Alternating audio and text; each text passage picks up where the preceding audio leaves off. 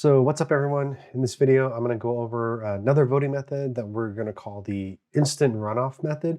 I've typically called this method in the past the elimination method, and I think elimination sort of makes the most sense to me, but anyways, our author calls it the instant runoff method. So let's take a look.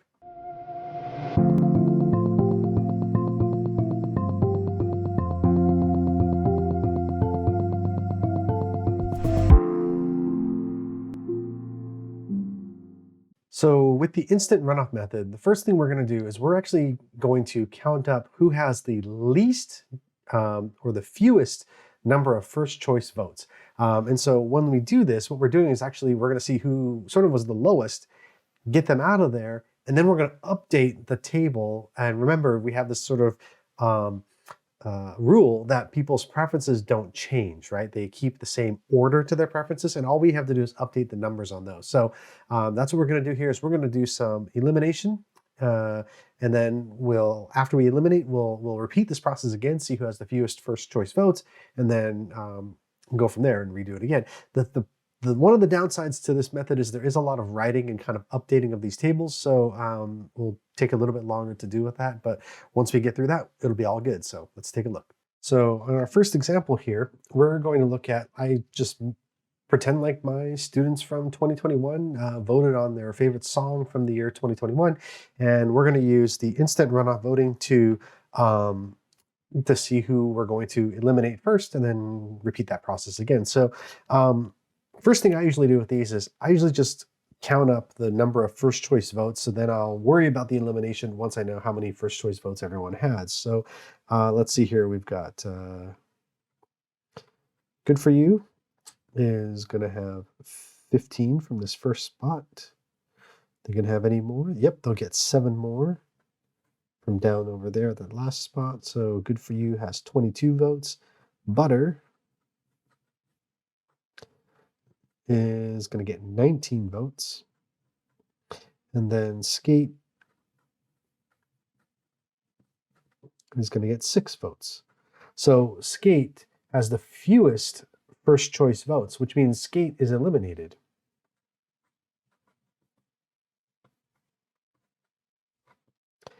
Now, there's a couple of ways to kind of handle this. I actually don't mind doing this in this case because we only have 3 choices, so it actually is pretty easy to say, okay, you know what, I'm going to just go ahead and eliminate Skate from the table, and let's see what that looks like now, right? So if I'm eliminating Skate from my table, it's gone, okay? It actually might help here to look at what a new table would look like, but you know, maybe you don't want to. Maybe you're just looking at this going, okay, you know what? I see Good For You is going to have a 1 there, and Butter's going to have a 2, so Good For You is going to get some votes. Butter's still got a number 1. Good For You is no longer a 3, it's now a 2, because now there's only 2 choices, right? So maybe it's actually easy enough for me to kind of look at this and go, you know, with these 2 choices, I know the top one's first, second one is second. So now we'll do our second go around here. We'll look at Good For You. So Good For You is going to get 15. They're not going to get these 19.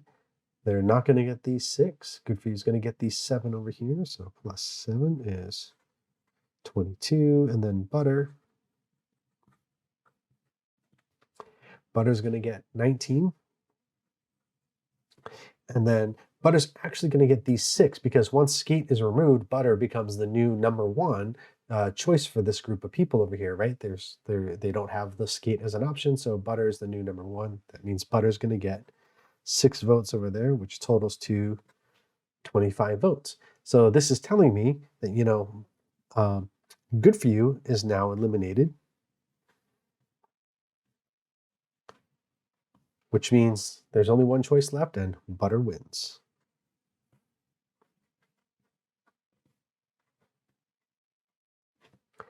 So that's how elimination works. You just sort of go through and you're eliminating folks until you get your winner. So let's take a look at a few more examples, and we'll increase the number of options and the sort of the level of difficulty as we kind of go through these.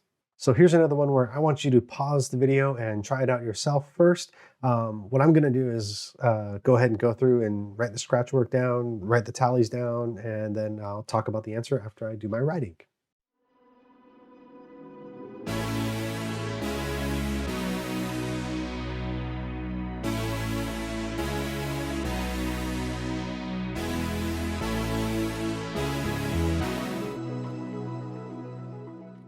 Okay, so first totaled up all the first choice votes for Muranaka, Wagner, and Lamb. So this is which professor are you going to take next semester? And of course, I got 18 votes. Professor Wagner got 16. Professor Lamb got 12. So Professor Lamb is eliminated. So I can go through and eliminate Professor Lamb from all of those. Then I'll do the tallies again for Professor Muranaka, and the one thing that we get here is in this column, these 4 votes go to Muranaka now because I've got no competition with Lamb. He's out, so that's the new number 1, right? So that's where those extra 4 votes came from. For Professor Wagner, right? Professor Wagner doesn't get the first 2, but Professor Wagner gets the first 4 here. And then Wagner's in the top spot for the 12 votes. And then over here for the last 8 votes, Wagner is above Muranaka, so Wagner gets the other 8. That allows me to eliminate Muranaka, myself, and Professor Wagner wins. So everyone's going to take Professor Wagner next semester.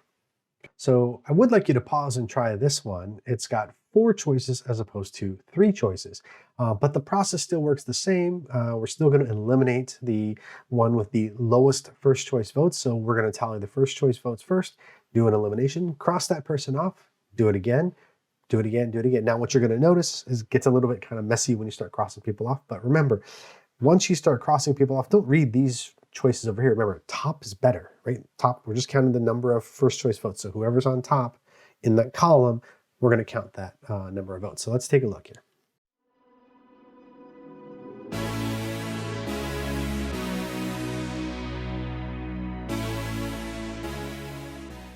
So first person to be eliminated is Gus. So we're going to go through, we're going to cross out Gus from all of these options here, all these elements of the preference table. Now you can see with Gus gone, now we're only looking at, again, who's on top. Don't worry so much about the first, second, the labels that we have here up to the side, but remember, who rose to the top now? Who's on the top? So let's take a look.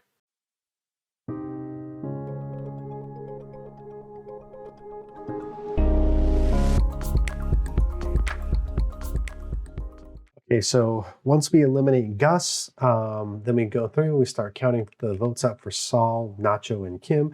You'll notice that Nacho ends up being eliminated because Nacho was only number 1 for 21 votes, while Kim had 30 plus 12, and Saul still had his 10 plus 13, right? So we're again reading off those top values. I'm going to go ahead and cross Nacho out, and we'll see how this changes things. So cross out Nacho from all of these. Okay.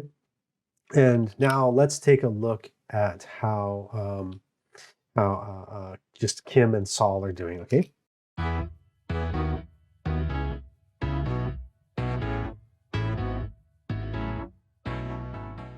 Okay, so after we eliminate Nacho, one thing you can notice here is, notice how Nacho was on the bottom of all of these, right? He was the last choice. So really that didn't affect the outcome here. What affected the outcome was when Nacho was in the first choice for this group of 21 people. See, those 21 votes now, because Nacho's gone, now all go to Saul. So that's why Saul has 21 votes down here. So I'm walking across here going, okay, where's Saul on top? 10 votes. Saul's on top now for 21 votes, and then Saul's on top over here for 13 votes. And I'll do the same thing for Kim, going across. Where's Kim on top? 12 votes, and Kim's on top for 30 votes for a total of 42, which isn't enough to match Saul's 44. So Kim's eliminated, which means that Saul wins.